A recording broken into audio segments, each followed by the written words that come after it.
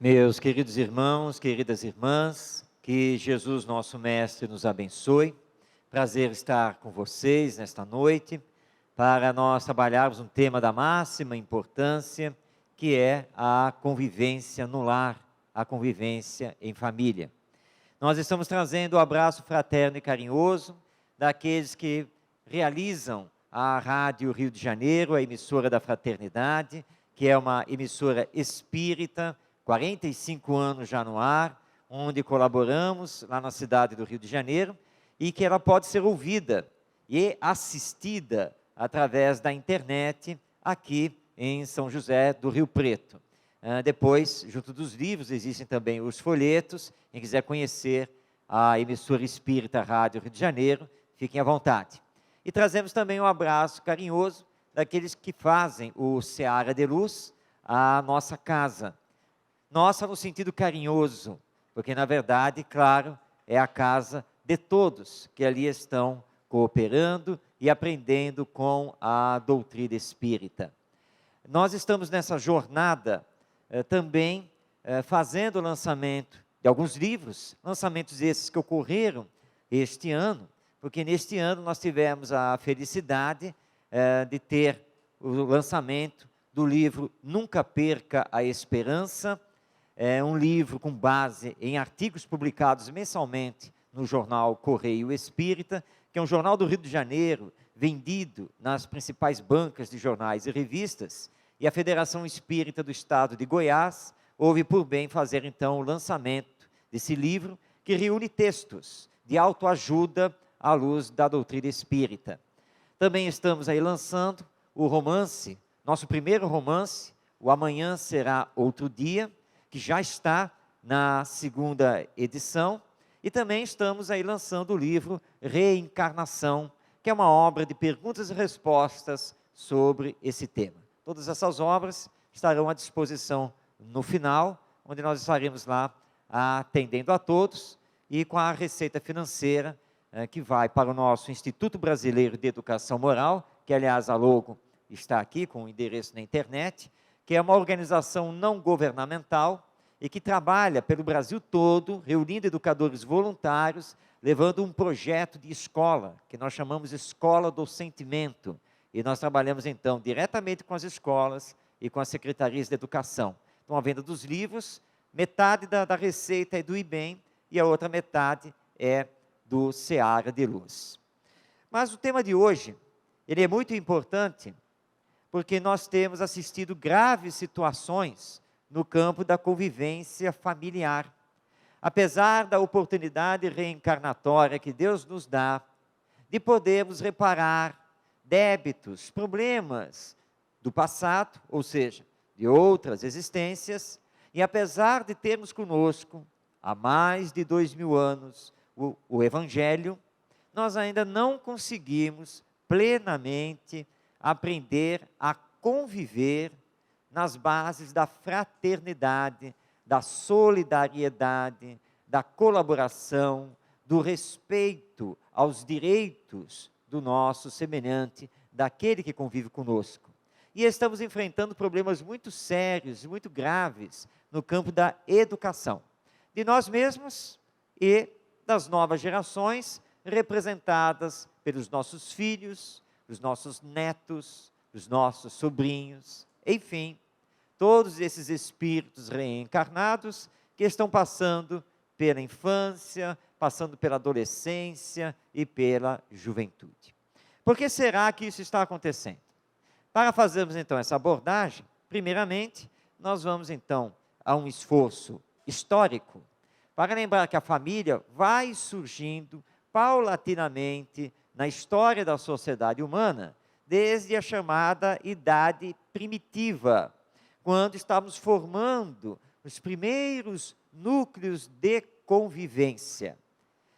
Naquela época, inclusive pela questão da sobrevivência, nós utilizávamos o que hoje conhecemos como a lei do mais forte. Era preciso caçar, era preciso sobreviver. E normalmente essa função era do homem, o ser masculino, por ter uma força física maior, enquanto a mulher começou a cuidar da prole e cuidar dos afazeres que nós vamos depois classificar como sendo domésticos, ou seja, o cuidar da família. Nessa época, nós procurávamos também explicar o mundo, a natureza, o nosso planeta Terra, também as nossas condições orgânicas.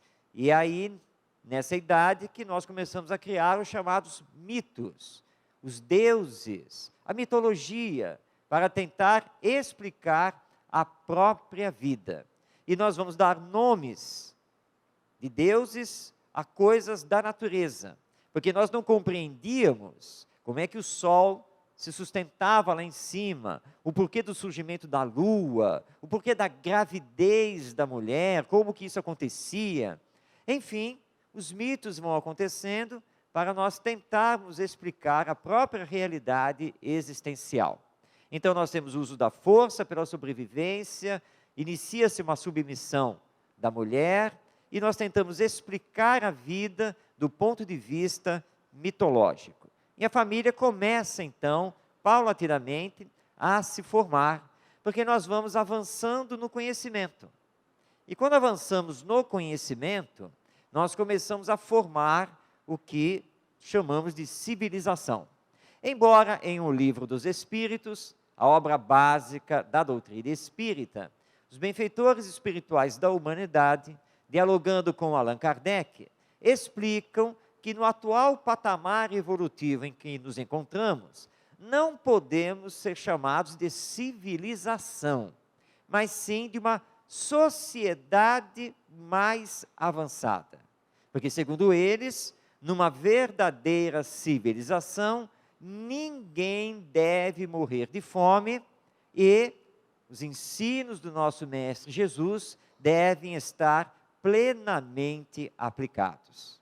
E realmente, diante disso, nós temos que reconhecer que não somos efetivamente uma civilização, mas essa sociedade avançada, principalmente em conhecimento e inteligência. Esse progresso vai acontecendo, nós avançamos no domínio do próprio mundo em que habitamos, também avançamos socialmente, porque de nômades que éramos, nós começamos a nos fixar, e começamos a formar as aldeias, as vilas, começamos a dominar a agricultura, e assim por diante. E as nossas relações interpessoais começam a ficar mais complexas, porque nós temos que começar a discutir direitos, temos que começar a formular legislação. Quem é de quem? A quem pertence essa terra? A casa que é construída? E assim por diante. Então as relações começam a ficar mais complexas, e aí nós vamos então ver surgir a figura da família, mais ou menos como a conhecemos hoje em dia. Porque começamos então a fixar o casal, homem e mulher que se unem, e dessa união vão surgir os filhos.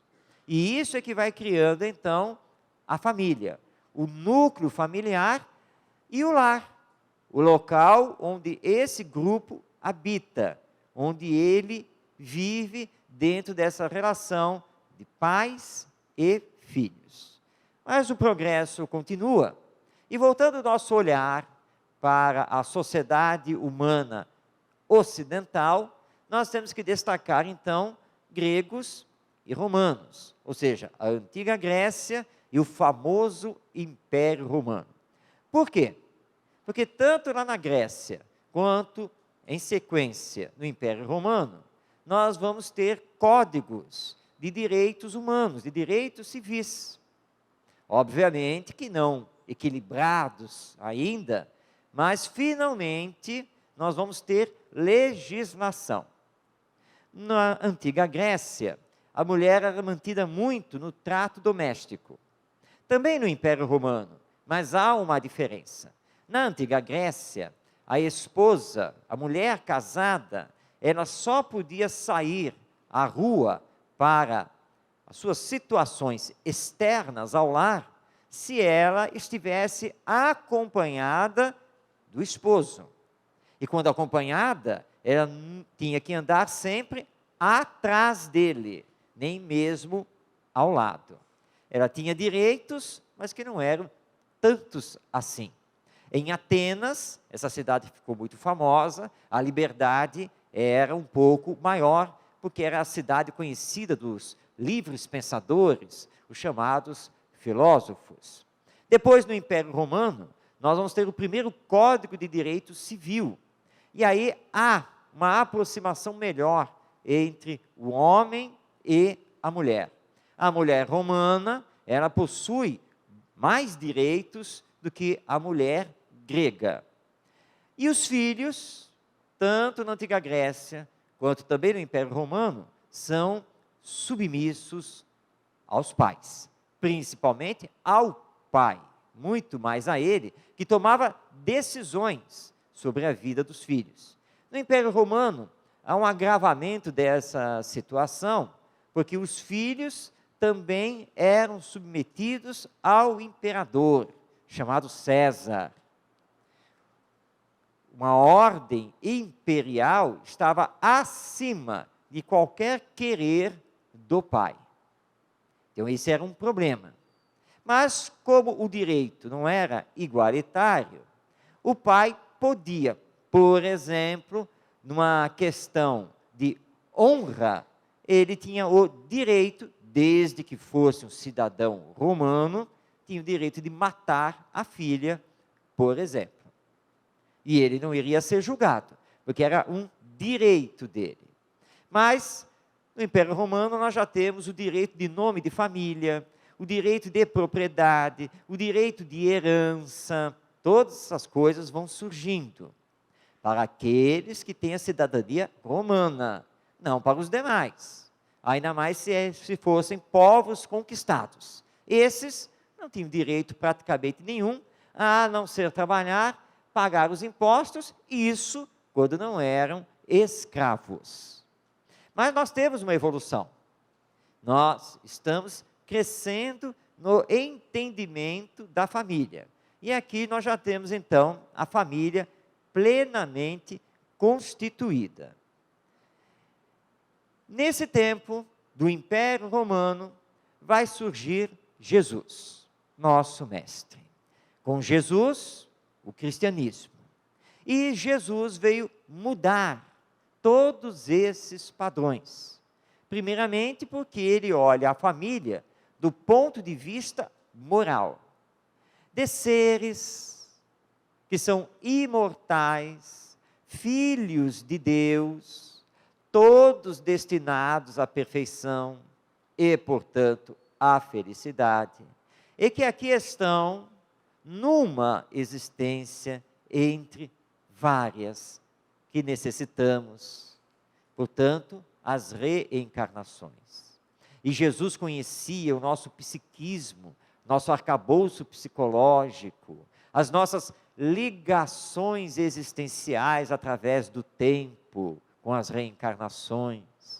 Então ele vem proclamar que nós estamos juntos para uma construção de ordem moral, para uma construção ética, com base em valores, em virtudes, como a honestidade, a fraternidade, a solidariedade, a caridade.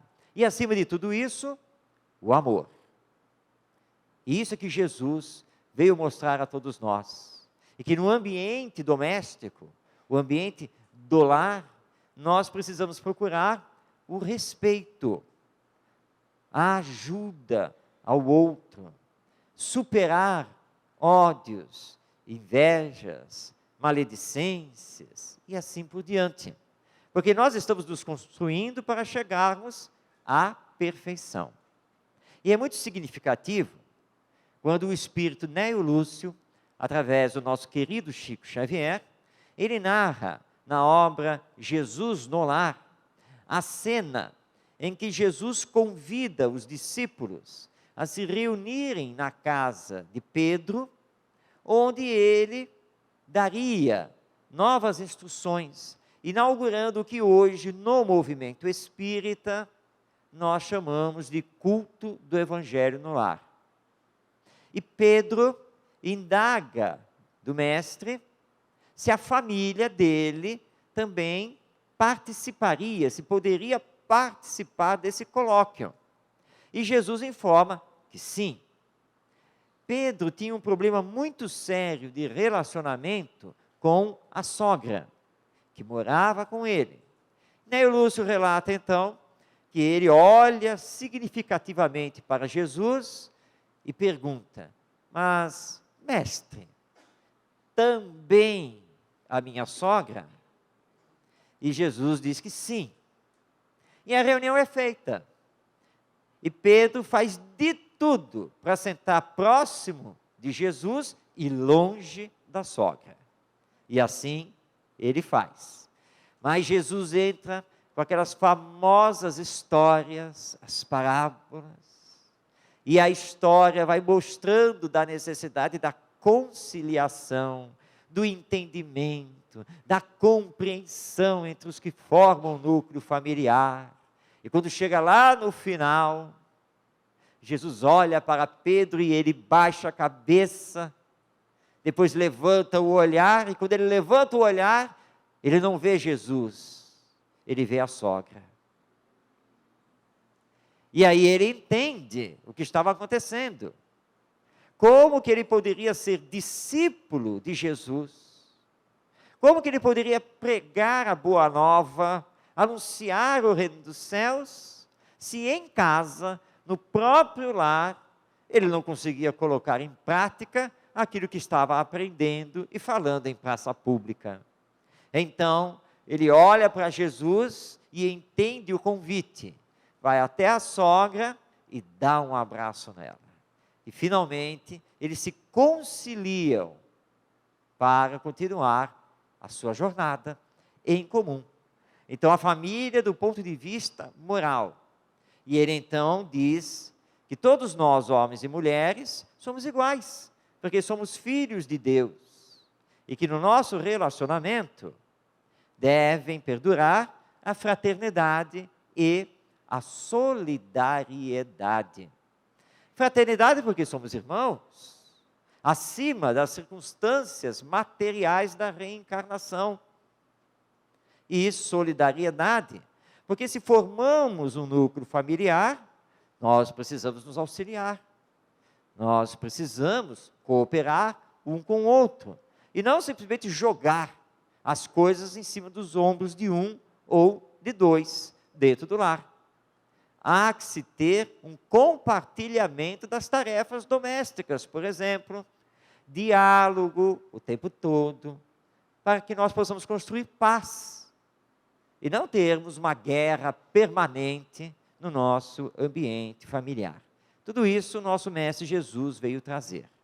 Nós continuamos o progresso e entramos na chamada Idade Média, que na verdade teve 2 períodos. O primeiro um pouco mais grave, quando a teologia cristã ficou em cima do muro para decidir se a mulher teria alma ou não teria.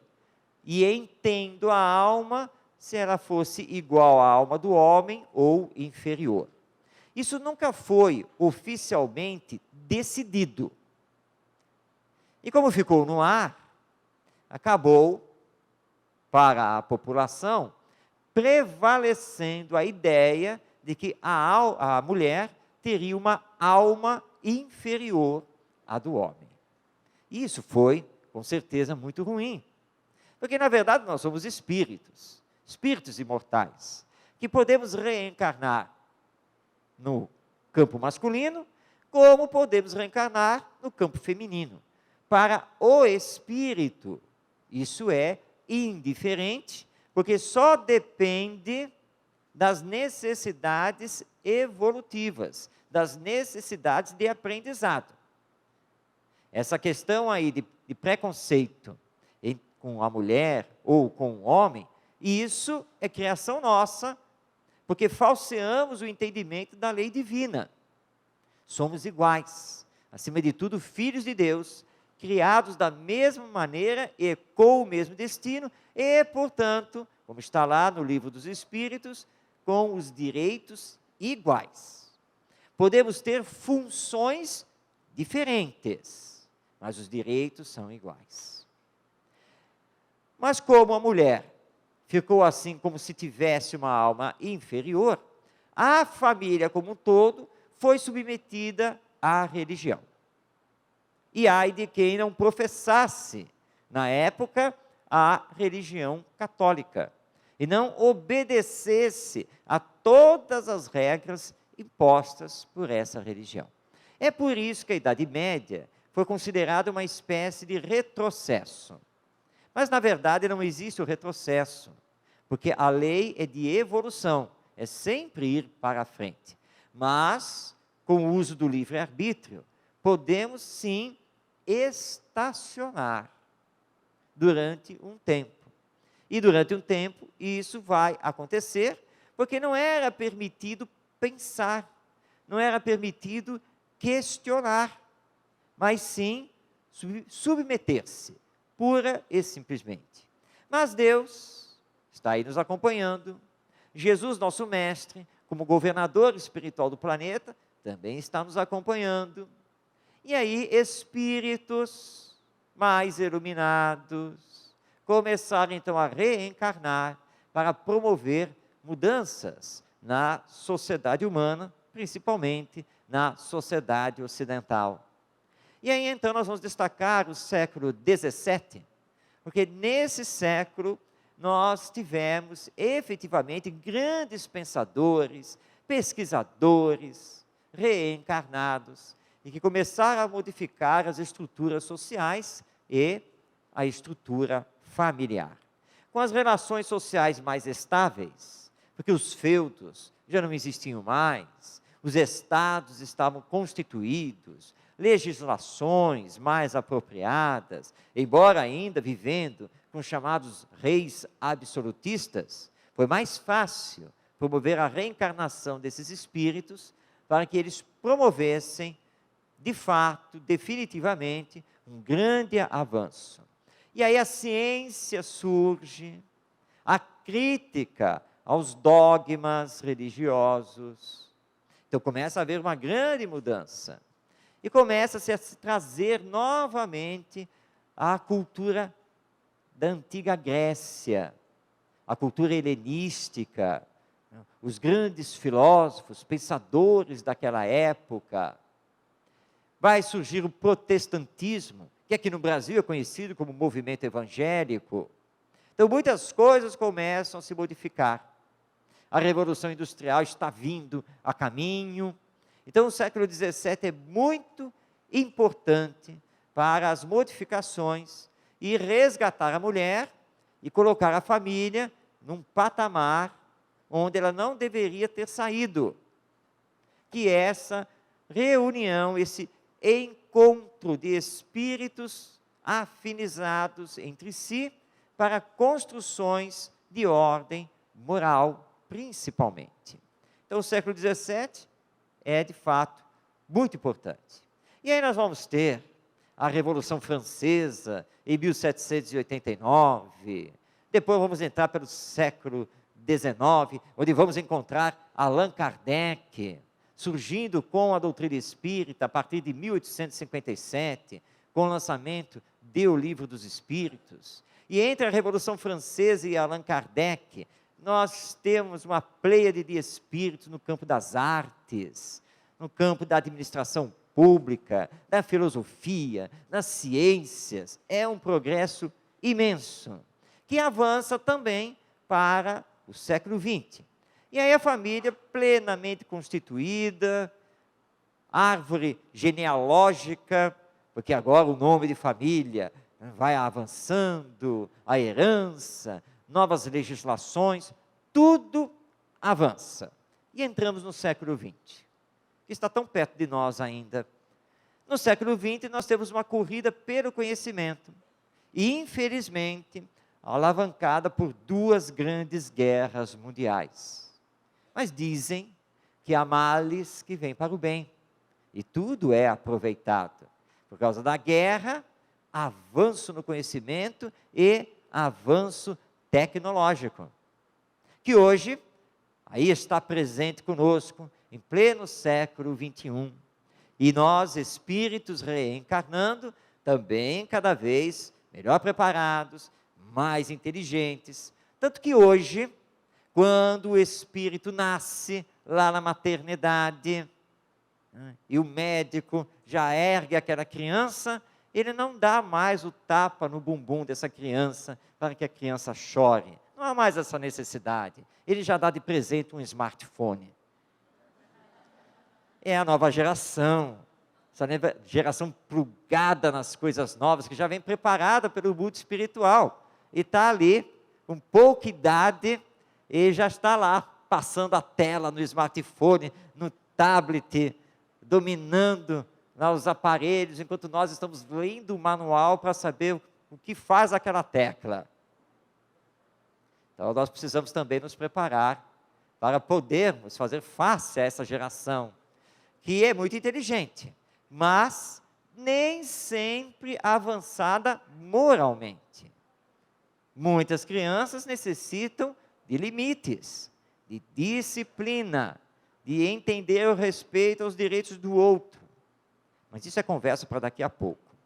Nós temos então o domínio tecnológico, mas ao mesmo tempo surgiram as filosofias libertárias. Na França, Jean-Paul Sartre, Henri Marcuse, entre outros, proclamando o materialismo, o ateísmo, o vale tudo, que culmina na década de 1960 com a geração hippie, paz e amor, e também sexo aberto, muitas drogas e assim por diante. Essas filosofias libertárias vão mexer com a constituição da família, porque vão trazer para a sociedade humana o individualismo e o imediatismo, que as novas gerações continuam ainda a viver. Nós, certa vez, estávamos ouvindo um grupo de adolescentes conversar, vindo de uma balada, e um perguntou ali: fulano, o que você vai fazer hoje à tarde? E ele simplesmente respondeu: hoje à tarde? Como é que eu posso pensar em hoje à tarde?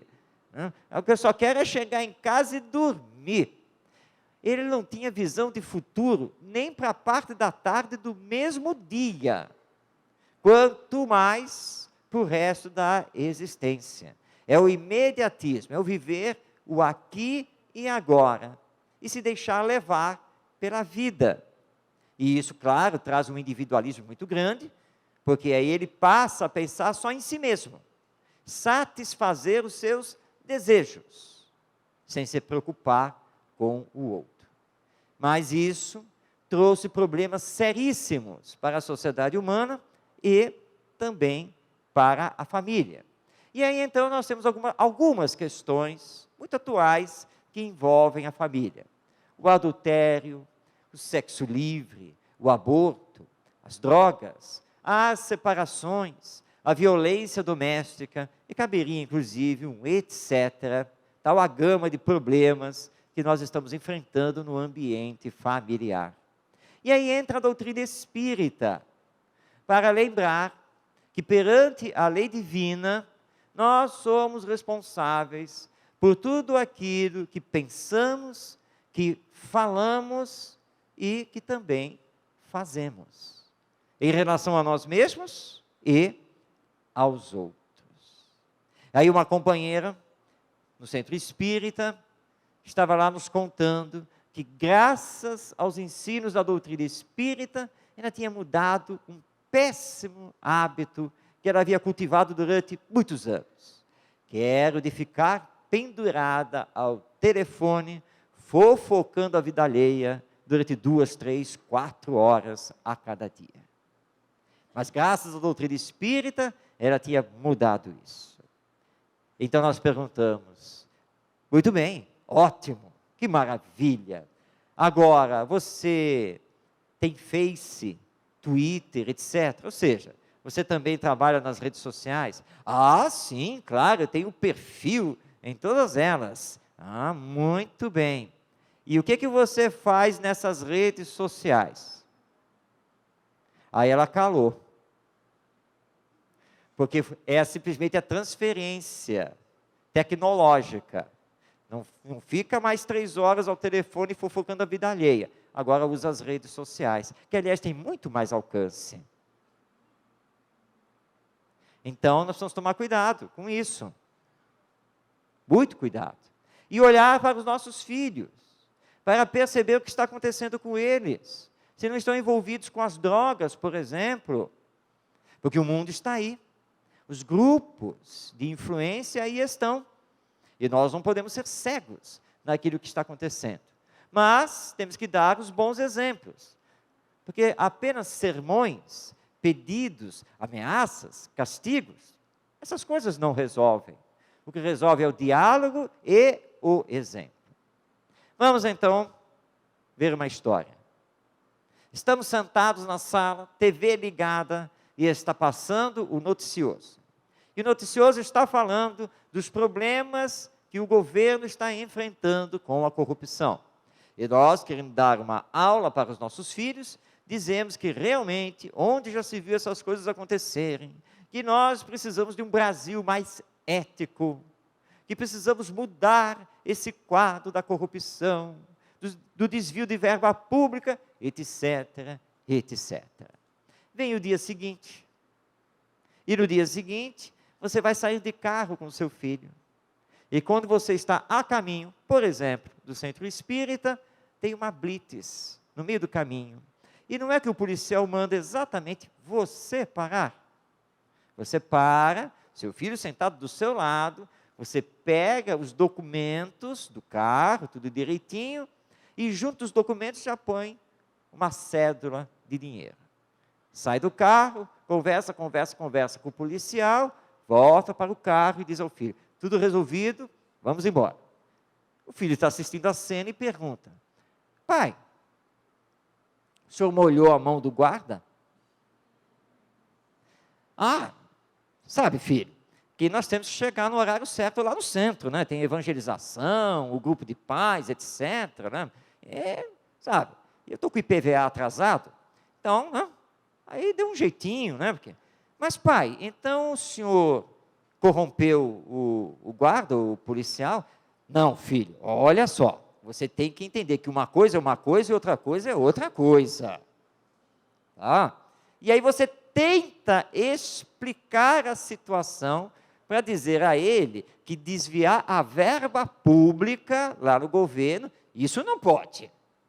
Mas pagar o policial para que ele releve a situação, isso pode. Desde que seja para aliviar a você. Porque se você descobrir que o vizinho andou fazendo isso, você vai fazer até uma denúncia.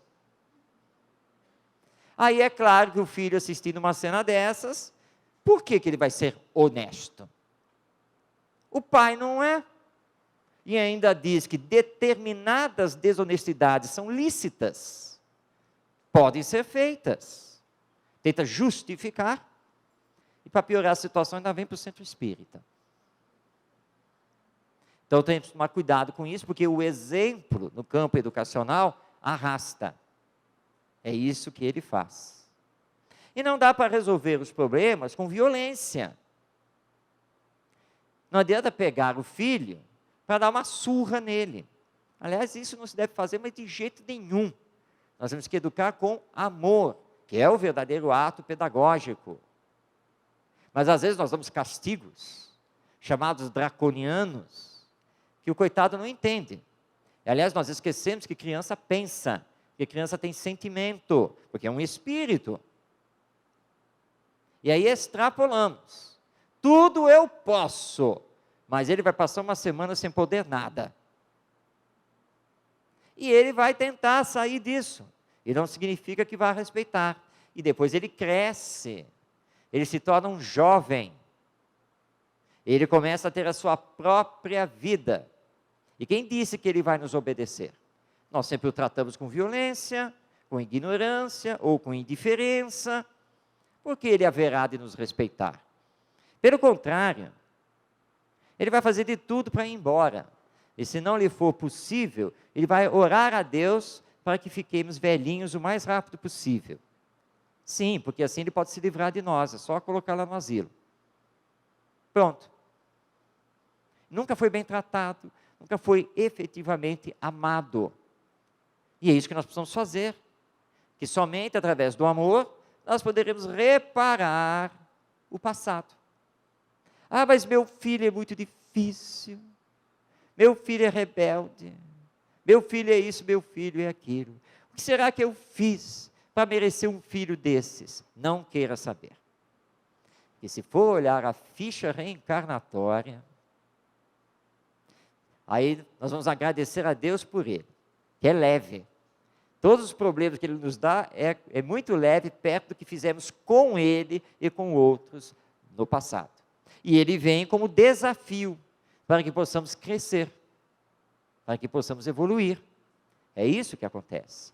Então a convivência no lar é muito importante para superarmos as questões atuais. E aí o Espiritismo indaga: qual é, afinal, o papel da família na sociedade humana?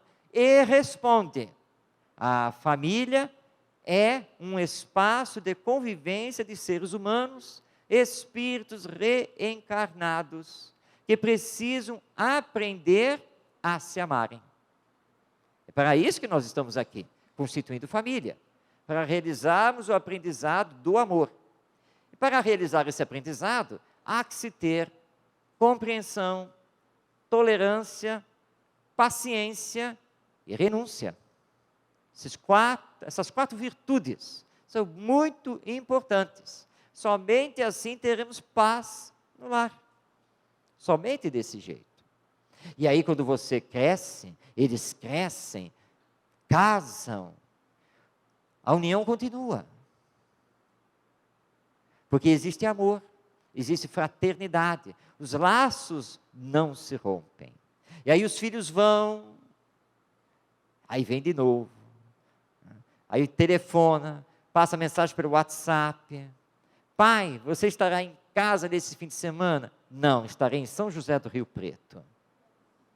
Ah, e no outro fim de semana? Esse eu reservo para vocês. Vamos marcar um almoço. Almoço marcado. E aí tira fotos da jornada, manda para todo mundo também, para mostrar: olha, não estou brincando não, estive no Kardec para fazer palestra, olha a foto aí. E assim vai indo, porque são laços que jamais se rompem, de jeito nenhum, porque eles são baseados no amor, na paciência, na compreensão, na tolerância, na renúncia, e assim nós vamos caminhando. Então, trazemos Jesus de volta, porque a família se reencontra com os laços de ordem moral, acima de todas as condições. Então, esse é o papel da família. Espaço de convivência, à luz da doutrina espírita, é estar com o outro, mas estar mesmo, é decoração, não é o estar físico, presencial no ninho doméstico. É estar ali para ajudar, para conversar, para dialogar, trocar ideias, apoiar. Isso é estar com o outro, compreender o outro, e não querer que ele seja igual a você, que queira as mesmas coisas que você queira, que seja do mesmo jeito que você é. Somos individualidades, cada um com os seus aprendizados e as suas experiências evolutivas. Então, estar com o outro, respeitando o outro naquilo que ele é, nas conquistas que já fez e nas dificuldades que tenha. Aí então, nos relacionamos efetivamente com ele, porque são laços afetivos, não meramente sexuais ou sociais, de interesse, nada dessas coisas. Porque estamos tentando fazer a relação, tendo por base o amor. E aí vamos nos descobrir com o outro, permitir que o outro se descubra conosco, e um descobrir o outro, naquilo que efetivamente nós somos, para não fazermos exigências que o outro não tem condições de cumprir. E aí então nós vamos nos apoiar para que um seja o complemento do outro, nas alegrias e nas tristezas, nos momentos de paz e nos momentos de dificuldade. É isso o que tem que acontecer o tempo todo. Nós estamos com uma cunhada fazendo tratamento de câncer, e é claro que a nossa esposa está extremamente preocupada. É a sua irmã. E ela está tentando se desdobrar também para auxiliar a irmã. E aí nós temos que compreender essa situação atual para darmos apoio. E entender que neste momento ela tem que abrir mão de determinadas questões domésticas a benefício da outra que está num tratamento muito difícil. E nós mesmos temos então que nos readequar para fazer esse acompanhamento. Então, um apoia o outro. É assim que tem que acontecer. E sem queixas, sem reclamações. É uma fase da nossa existência. E se conseguirmos manter dentro dessa fase o amor, nós vamos tirar dessa fase grandes aprendizados. E vamos então, no ninho doméstico, termos um espaço maior ou menor em relação a essa convivência. Há um texto que circula pela internet de uma criança em que ela fala que ela gostaria de ser uma televisão. Ela pede para Deus para transformá-la numa TV. Por quê? Porque todo mundo fica grudado na telinha. Todos os dias. É novela, é futebol, é noticioso, é filme, é isso, é aquilo. Está lá aquela TV e todo mundo se reúne. E o coitado se sente assim, isolado. Os pais, os irmãos, têm pouco tempo para ele. Então ele faz uma prece rogando a Deus: Senhor, me transforma numa televisão. Por quê? Todo mundo vai me olhar todo dia. Todo mundo vai me ouvir todo dia. E assim por diante. Olha que situação aflitiva que chegamos de convivência. Ou seja, o espaço de convivência nessa família é muito pequeno. E nós precisamos priorizar isso. Então, ao invés de colocarmos uma TV em cada quarto, um computador em cada quarto, um tablet para cada vamos minimizar isso. E vamos abrir espaços para brincar, para conversar, todo mundo se alimentar juntos no mesmo espaço e ao mesmo tempo. E aí, então, vamos estabelecer um combinado. Celulares, smartphones, etc., desligados. E ninguém vai desencarnar porque vai ficar 30 minutos com eles desligados. Aliás, eu brinquei com a secretária lá na Rádio Rio de Janeiro. Atualmente, nós estamos também compondo a diretoria da emissora. E nós colocamos o celular lá para carregar no dia que estávamos fazendo o plantão. E na hora das despedidas, ir embora, nós esquecemos o celular carregando lá dentro da sala. E só fomos lembrar disso já quando estávamos chegando em casa. Bem, não havia mais nada a fazer. O expediente lá na rádio, na área administrativa já tinha terminado, já estava tudo fechado, então só no dia seguinte. Então no dia seguinte entrei em contato com a secretária, falei: olha, eu deixei meu celular carregando lá na sala, vai lá, tira lá da tomada, pode desligar o celular, amanhã, porque só ia retornar na rádio, no outro dia eu pego o celular com você. Aí no outro dia, quando lá cheguei, imediatamente ela já veio me entregar, e brincando disse: olha, você está olhando para mim? Pois é, olhe bem, porque eu sou um sobrevivente digital. Consegui ficar 48 horas sem o celular, sem acessar o WhatsApp, Face, e vai por aí afora com ele. 48 horas, e não desencarnei. Então é possível. Claro que é possível. Aí ela falou assim: mas deve estar cheio de mensagem, deve ter um monte de coisa aí. Possivelmente, mas não quer dizer que eu já vou acessar. Que tem algumas outras coisas para fazer já mais imediatas aqui, dentro da emissora, depois eu vejo. Eu não desencarnei, por que aqueles que me mandaram as mensagens haverão de desencarnar? Tem que aprender também. Depois nós vamos responder. É a mesma questão do e-mail, que você fica com o computador aberto, toda vez que ele dá um toque, você já para o que está fazendo, que é para olhar a caixa de mensagens. E você não vive, você não lê, você não assiste mais nada, você não pensa. Deixa isso. Assim, eu só vou olhar as minhas mensagens de 3 em 3 horas. Ai, é demais, eu não vou aguentar. Tudo bem, de 2 em 2 horas. E assim vai se trabalhando para priorizar o relacionamento humano.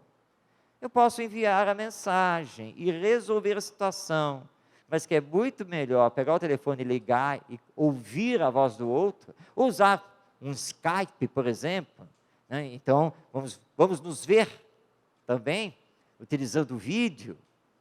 Nós precisamos priorizar isso.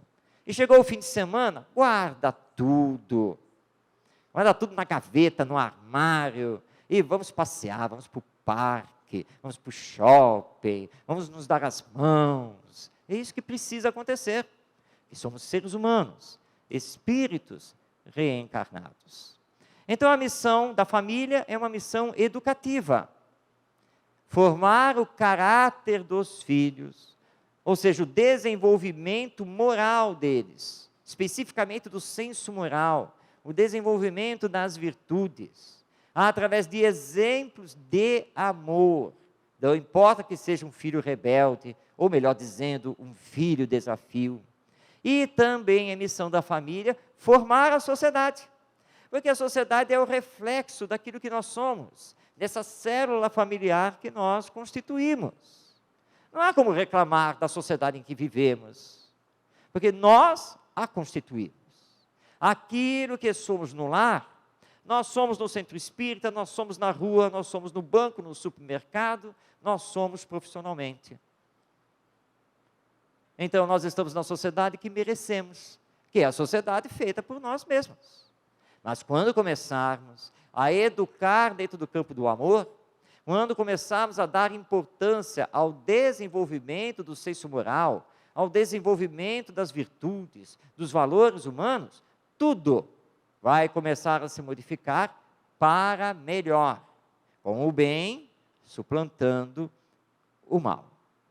Mas como estamos com muitos problemas, nós reconhecemos que a família hoje precisa de apoio, dos chamados grupos socioeducativos, entre eles o Centro Espírita, que representa o Espiritismo e na sua dinâmica de atividades, vai então fornecer à família a evangelização da criança e do jovem, o grupo de pais, os grupos de estudo da própria doutrina espírita, para nos compreendermos enquanto espíritos imortais, a nossa destinação, que nada nos acontece por acaso, que tudo tem a sua razão de ser, e que perante a lei divina, tudo o que nos acontece é justo e tem uma finalidade útil, desde que façamos esforços para reconhecer que Deus é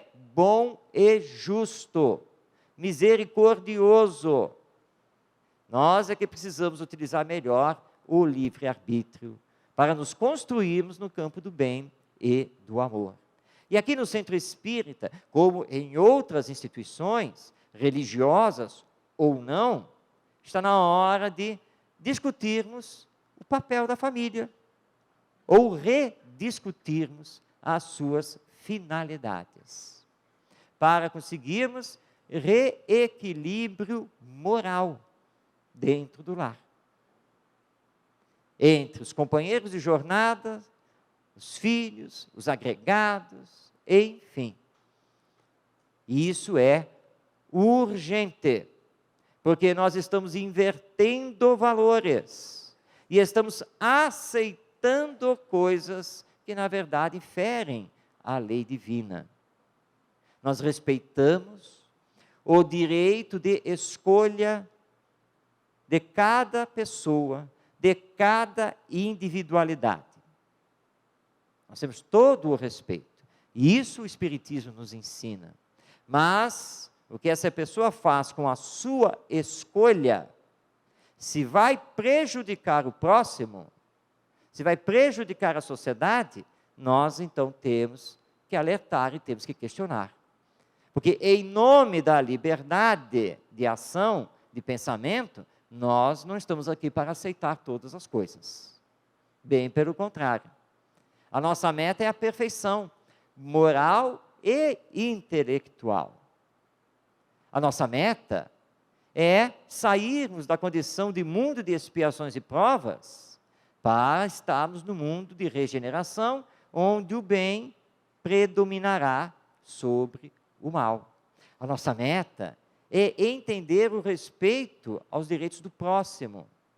A nossa meta é colocar em ação as virtudes, para sermos homens e mulheres de bem, e transformarmos a legislação humana para aproximá-la da lei divina, que aliás é muito bem estudada por Allan Kardec, na obra O Céu e o Inferno, ou A Justiça Divina segundo o Espiritismo, obra que está aí fazendo 150 anos de existência. Aí então, nós vamos partir para a família ideal, cooperativista, ou seja, em que seus membros cooperam uns com os outros, diálogo o tempo todo, porque precisamos aprender a ouvir e aprender a falar, sempre para construir. Vamos priorizar a formação do caráter a partir de nós mesmos, vamos nos esforçar em dar os bons exemplos, procurando então a formação do homem integral que todos nós somos, porque dotados de todas as potencialidades em desenvolvimento, tanto no campo da inteligência, quanto no campo do sentimento. E aí criarmos, progressivamente, uma sociedade mais justa, porque hoje nós vivemos numa sociedade injusta. Nessa sociedade, nós vamos estabelecer então a educação moral, como a nossa rota de ação na família, na escola e em todas as instituições sociais. Aí vamos atingir essa família ideal. E assim, então, nós teríamos muito mais coisa para falarmos da família, como um espaço de convivência, de seres que reencarnam, com muitas promessas feitas do mundo espiritual, com muito planejamento feito do mundo espiritual, e que nós não podemos perder isso. E o Espiritismo nos dá uma segurança muito grande para conseguirmos, de uma maneira melhor, cumprirmos aquilo que prometemos na hora do planejamento reencarnatório. Esses slides, eles estão baseados no trabalho que o nosso Instituto realiza quando nos reunimos com os pais responsáveis nas escolas. Nós estamos deixando aqui endereço, e-mail, telefone, mas que também pode ser pego lá com os livros. E estendemos então agora o convite para este sábado, a partir das 15h30, quando será feito o seminário Educação do Espírito, aqui na casa, onde nós estaremos aqui, e não apenas nós, porque nós estamos acompanhados por um outro educador, que é o Ronaldo Gomes, que também pertence aqui ao IBEM, também espírita, e nós vamos fazer a dupla na coordenação desse seminário, que vai trabalhar toda uma proposta de educação, tanto na família, na escola, quanto também no centro espírita. Vai ser bem dinâmico, muitos exemplos, muitas coisas que nós vamos aqui conversar, mostrar. Basta, portanto, comparecer para conhecer a educação do espírito e aquilo que nós podemos fazer para a nossa autoeducação e a educação daqueles que vivem conosco. E para aqueles que acham que as transformações atuais vão matar a família, porque existem aí pensadores dizendo que a família é que atravanca o progresso da humanidade, à luz do Espiritismo, nós temos que dizer a eles que estão plenamente equivocados, enganados, porque a família é a célula da sociedade, ela se transforma, mas se não perder o rumo moral, o rumo do amor, nós em sociedade também não nos perderemos, ela sempre existirá, cada vez mais sublimada, mais moralizada, mais espiritualizada, porque fortalecida pelos laços do amor. Então, se queremos voltar para casa hoje e começar a solucionar os problemas de convivência que porventura tenhamos, só existe uma senha: amor. E, portanto, aprendamos a nos amar. Meu muito obrigado a todos, agradecendo por esta bendita oportunidade, e lembrando que no final nós estaremos lá com os livros, existem vários livros sobre educação, o romance, enfim, para que nós possamos manter todo esse trabalho do Instituto Brasileiro de Educação Moral e do Seara de Luz, lá no Rio de Janeiro. Que Jesus, nosso Mestre, nos abençoe e que Deus nos entregue a sua paz e o seu amor para todos sempre. Muito obrigado.